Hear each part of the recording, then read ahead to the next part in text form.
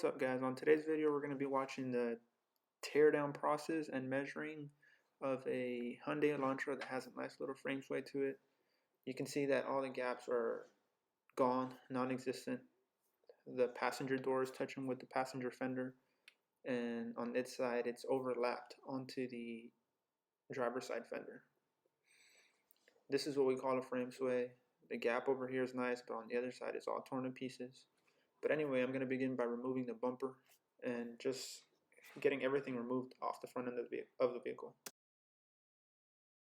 Then over here I was just showing you guys that some clips were already missing, some of them were broken, and you know, it's typical with a car that's been smashed like this. But I just picked up my panel clip remover tool and began removing the ones that were still on the vehicle but were broken as well. But all of these are going to get swapped out, taken care of, and yeah, let's just go ahead and begin. Once I removed those, I got my 1/4" ratchet with my 10mm socket, deep socket, and I just removed the 10mm bolts that it has on top of the grill. Then I came to the side to show you guys that the bumper is completely torn off of this side, and whatever I do to the opposite side, on the driver's side, is basically what's going to be mirrored and done to the passenger side that doesn't have these pieces. And there's just a bunch of clips that need to be removed as well. I believe it has 4 of them.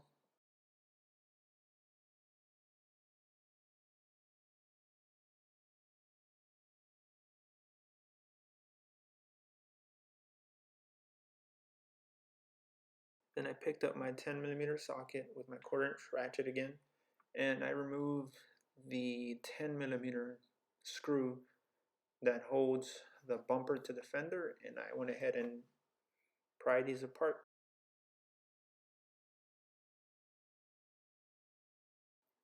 Then I slid under the vehicle to see if it had any clips or any bolts that needed to be removed, but there was nothing down there, so I just went ahead and removed the bumper itself. Usually it has clips down there like the ones that it has on the top and around the sides, but this one didn't have any at all because due to the accident. So I went ahead and forcefully but carefully pulled my bumper from my bracket from my fender, and it also has a bracket under the headlight that needs to be pried apart. And that's how you remove a bumper. Then it's time to remove the headlight, which it has 2 10mm bolts up top and 1 12mm that needs to be removed. And I'm just going ahead and removing all of this because my following video is going to be how to remove the fender on it. And you need to do all of this in order to get access to the fender. You cannot skip any of these steps.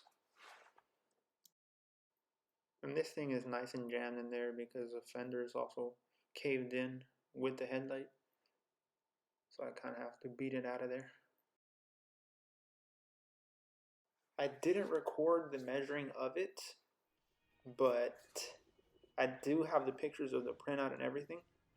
I can put a video of another car, and it's basically the same process of how it's done. It's like a little time lapse that I did, but I got the measurement and everything, and of course just by eyeing it you can tell that it was frame swayed. But now I have the proper documentation to give to the insurance company so we can actually get paid on it.